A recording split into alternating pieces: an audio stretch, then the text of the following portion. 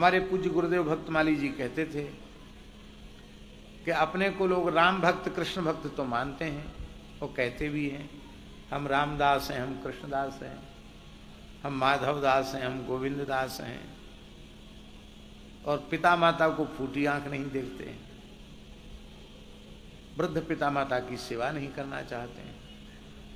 तो महाराज जी कहते थे भगवान ने तो अपने पिता के सत्य की धर्म की रक्षा के लिए अयोध्या का सिंहासन छोड़ दिया, 14 वर्ष तक जंगल में भटके। आप पिताजी की कोई बात नहीं मानते, कैसे राम जी के भक्त हो? भगवान श्री कृष्ण कंस वध के पश्चात वसुदेव देवकी को कारागार से मुक्त करके रोते हुए भगवान कहते हैं कि इतने दिनों तक हम आपकी सेवा से वंचित रहे तो मानो हमारा जीवन व्यर्थ चला गया। अब आप हमें अपनी सेवा का सौभाग्य प्रदान करें, आज हमारा जन्म सफल हुआ है।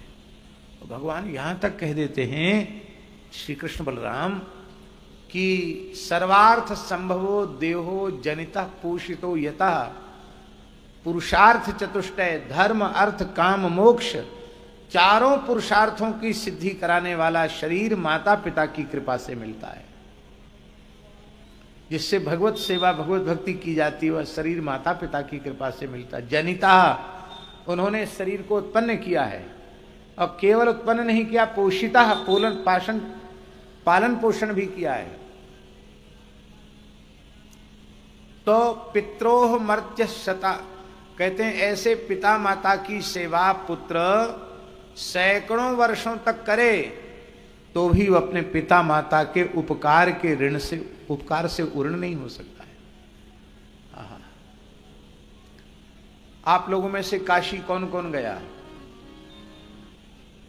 वाह, काशी में मणिकर्णिका घाट किसने देखा? देखा मणिकर्णिका घाट? मणिकर्णिका घाट पे एक मंदिर है, ध्यान में दिया होगा, जिसका केवल शिखर शिखर ऊपर दिखाई पड़ता, बाकी पूरा मंदिर जमीन में धंसा हुआ है। उस मंदिर के बारे में जानते हैं आप? जिस राजा ने वह मंदिर बनाया था बड़ा भक्त था, वह राजा बड़ा धर्मात्मा था।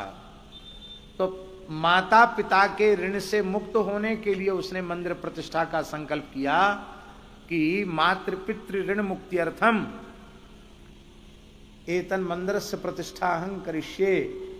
जैसे ही जल छोड़ा, अभी मंदिर प्रतिष्ठा नहीं हुई थी, मंदिर ही धरती फोड़कर भीतर धस गया, केवल शिखर शिखर बचा।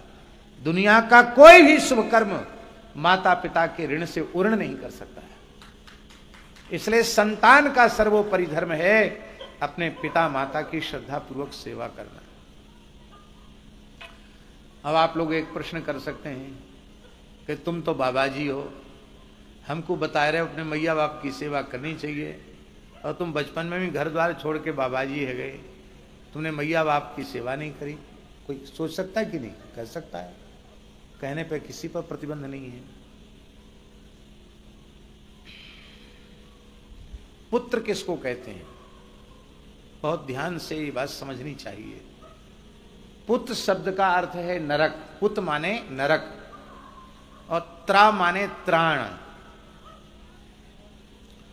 जो अपने पिता माता को नरक में गिरने से बचा ले उसको पुत्र कहते हैं।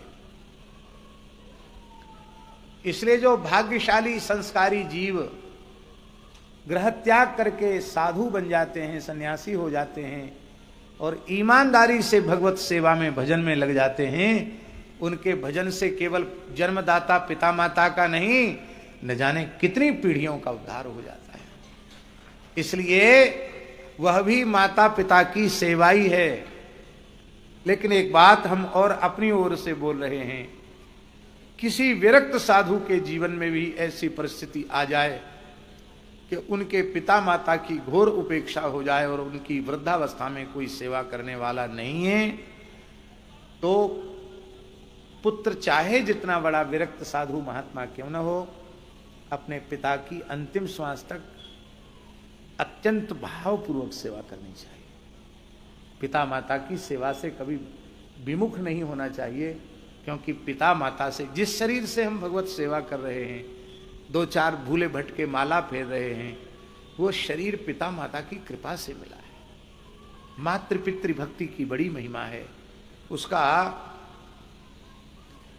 कभी त्याग नहीं करना चाहिए।